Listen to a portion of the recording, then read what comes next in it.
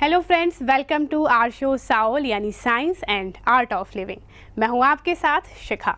साओल में आज हम बात करेंगे डायबिटीज़ यानी कि शुगर के बारे में। बहुत सारे लोग हमें से ऐसे हैं जिनको कि डायबिटीज़ की प्रॉब्लम होती है, लेकिन डायबिटीज़ अकेले नहीं आती बल्कि अपने साथ और भी बहुत सारी बीमारियों को लेकर आती है। और उन्हीं में से एक बीमारी है हार्ट प्रॉब्लम, यानी कि हार्ट डिजीज़ हमें हो सकती हैं। 50% लोगों को संभावनाएं होती हैं कि अगर वो डायबिटीज़ के पेशेंट हैं तो उनको हार्ट प्रॉब्लम भी हो सकती है। इसलिए बहुत ज़रूरी है उसको क्योर करना, उसको कंट्रोल करना।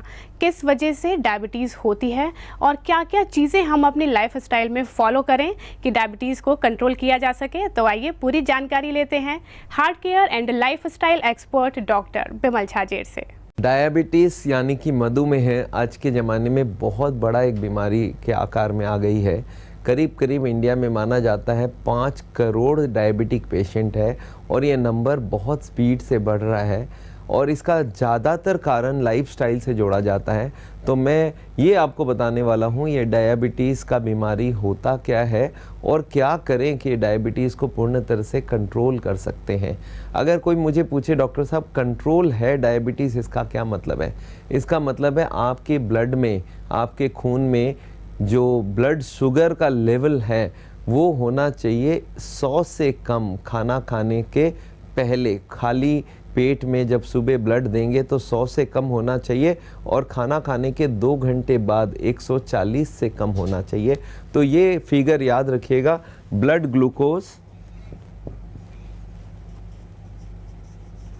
ग्लूकोज फास्टिंग बिलो 100 मिलीग्राम पर डेसीलीटर और पीपी मतलब खाने के 2 घंटे बाद 140 मिलीग्राम पर डेसीलीटर, ये होना ही चाहिए। इससे कम होनी चाहिए, इससे ज़्यादा नहीं होनी चाहिए। अगर ये कंट्रोल आप रख रहे हैं तो इसका मतलब है आप डायबिटीज़ को बहुत अच्छे तरीके से कंट्रोल कर चुके हैं और ये हर वक्त रहता रहे तो हार्ट की बीमारी आपको बहुत कम नुकसान कर पाएगा, क्योंकि डायबिटीज़ अगर कंट्रोल नहीं है तो हार्ट की बीमारी बहुत ज़्यादा नुकसान कर पाता है। ज़्यादातर ये देखा गया हार्ट के पेशेंट्स में से 30 से 50% लोगों को डायबिटीज़ भी होता है और डायबिटीज़ बैडली कंट्रोल्ड हो तो ये समझ लीजिए आप फंसते जाओगे। और एक रैंडम ब्लड शुगर होता है जो किसी भी वक्त दिन में लिया जाए, वो 140 से कम होना चाहिए। ये 3 कंट्रोल अगर आपने कर दिया तो ये डायबिटीज़ बहुत अच्छे से कंट्रोल हो गया। अब आदमी मेरे को ये भी पूछता है डॉक्टर साहब ये डायबिटीज़ पहले तो बताइए होता क्या है, इस बीमारी में एक्चुअल में अंदर में क्या गड़बड़ होता है। मैंने देखा जब तक डायबिटिक पेशेंट को पूरी बात समझ नहीं आए तब तक उनके काम नहीं चलेंगे। तो डायबिटीज़ के लिए पहले बात बहुत बेसिक इन्फॉर्मेशन पहले दे दूं।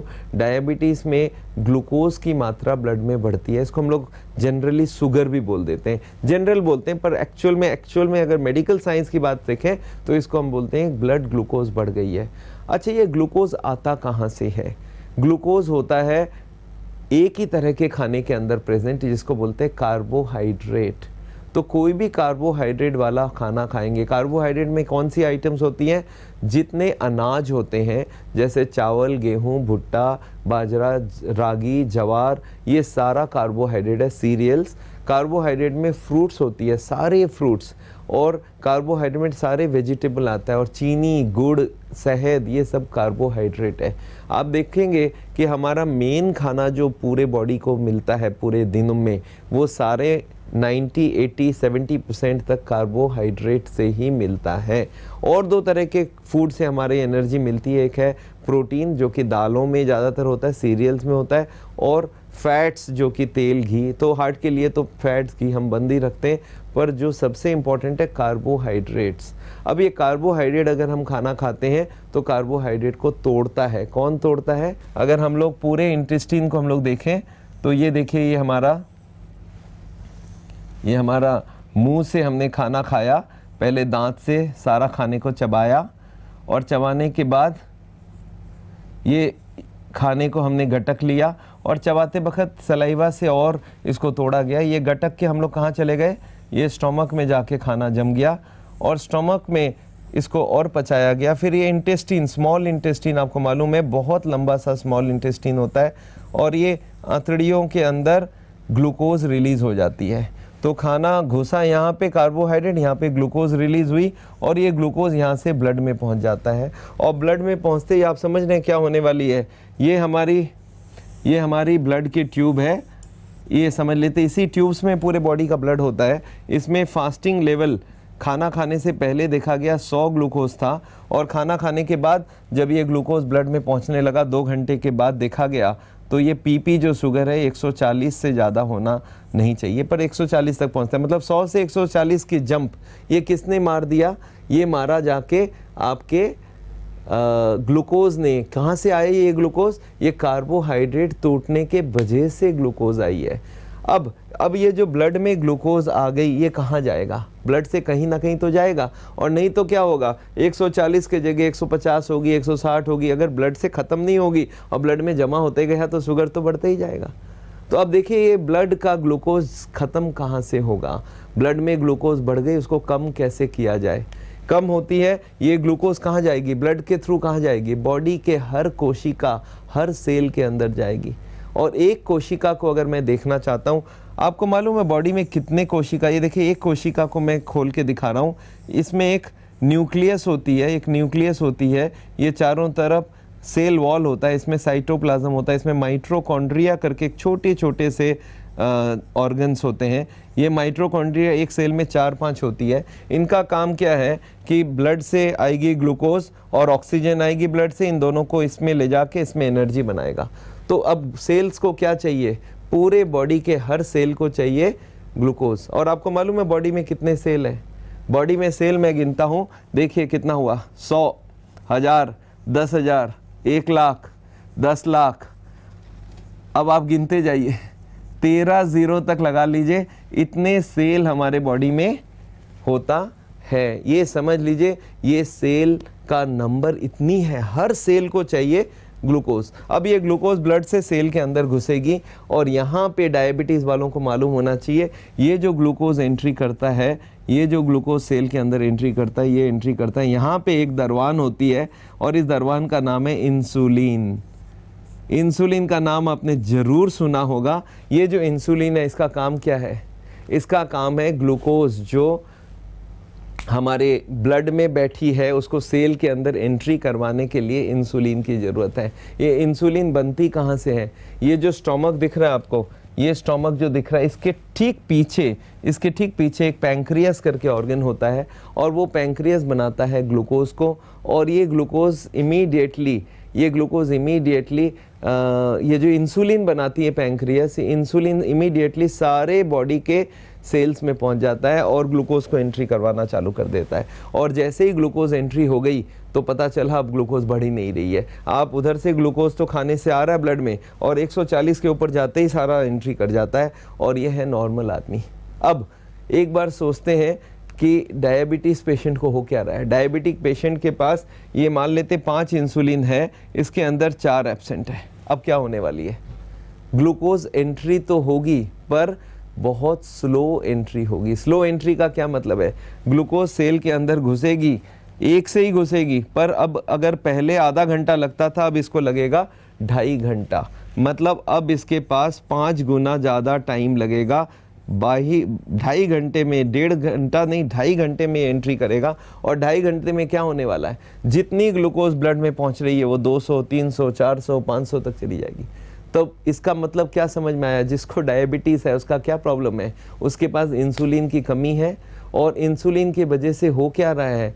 इंसुलिन की वजह से ये हो रहा है कि उसकी जो ग्लूकोज एंट्री कर रही है, वो ग्लूकोज एंट्री करने में बहुत टाइम लग रहा है, और उसकी ग्लूकोज ब्लड में बहुत स्पीड से बढ़ता जा रहा है। तो ये है डायबिटीज़ की बीमारी। इसका मतलब है डायबिटीज़ के वजह से, इंसुलिन की कमी होने के वजह से हार्ट के शुगर की मात्रा ब्लड में बढ़ता जा रहा है, और ये शुगर बढ़ेगा तो हार्ट के लिए बहुत बड़ा नुकसान आने वाला है। ब्लॉकेज की स्पीड बढ़ जाएगी। और शुगर से सिर्फ नहीं, शुगर एक काम करता है, इसको बोलते हैं माइक्रो एंजियोपैथी।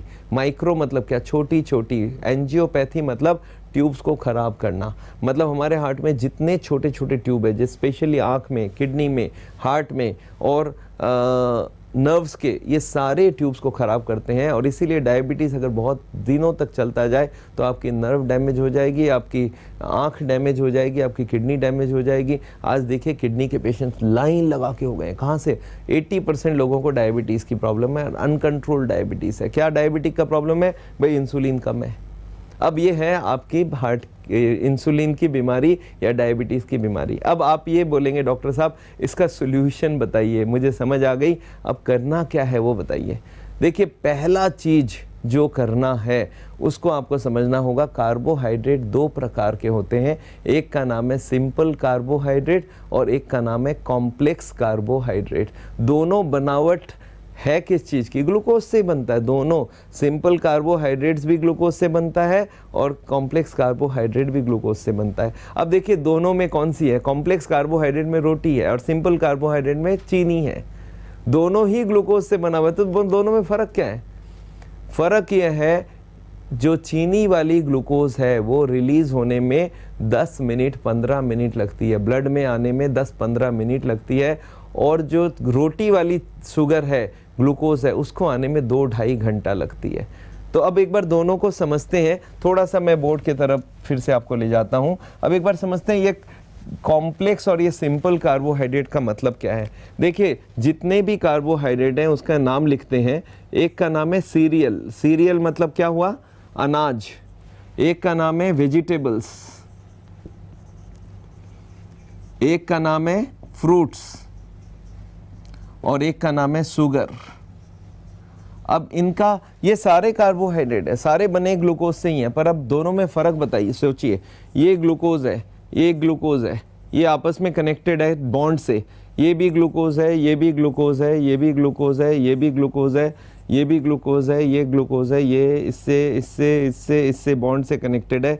एक ग्लूकोज को छुड़वाना हो तो आप समझ सकते हैं क्या करना पड़ेगा? कम से कम 6-7 बॉन्ड को तोड़ना पड़ेगा। तो अगर इसको डाइजेस्ट करना जाए तो इसके लिए सारे ग्लूकोज को रिलीज़ करने के लिए हमारे इंटेस्टिन्स को, हमारे जो डाइजेस्टिव सिस्टम है, इसको लगेगा 2.5 घंटा। 2 आवर से ज़्यादा 3 घंटा 2.5 घंटा लगेगी इसको पूरा रिलीज़ कराने में।